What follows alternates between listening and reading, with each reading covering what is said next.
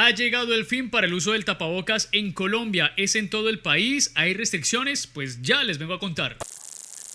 Ya llevamos 2 años y unos meses desde que se inició la pandemia a nivel mundial. Recordemos que los primeros casos se dieron a conocer en China a finales del año 2019, cuando en las noticias a nivel internacional se decía que unos ciudadanos de ese país habían consumido unos murciélagos y que a partir de ahí se inició este virus. El 30 de enero del año 2020, la Organización Mundial de la Salud declaró emergencia de salud pública de importancia internacional y el 11 de marzo de ese año, del año 2020, se informó que ya era una pandemia. En ese punto ya se registraban más de 4.000 muertes a nivel internacional. El primer caso que se conoció en Colombia, según la Autoridad de Salud, fue el 6 de marzo del año 2020, cuando una mujer de tan solo 19 años de edad procedente de Milán, Italia, ingresó a la ciudad de Bogotá, le hicieron unos estudios y ese día se confirmó que tenía COVID-19. A partir de ahí llegó la zozobra, el miedo, el no saber qué hacer, el pánico colectivo, pues jamás nos habíamos enfrentado a una situación como estas, a una situación de este calibre, de tal magnitud. Luego llegaron las cuarentenas que recordemos iniciaron a finales del mes de marzo, para ser más exactos el 24 de marzo. Estuvimos durante muchos meses de cuarentena. Con el tiempo como que nos fuimos acostumbrando a la situación, como que tratamos de empezar a sobrellevar lo que estaba pasando y yo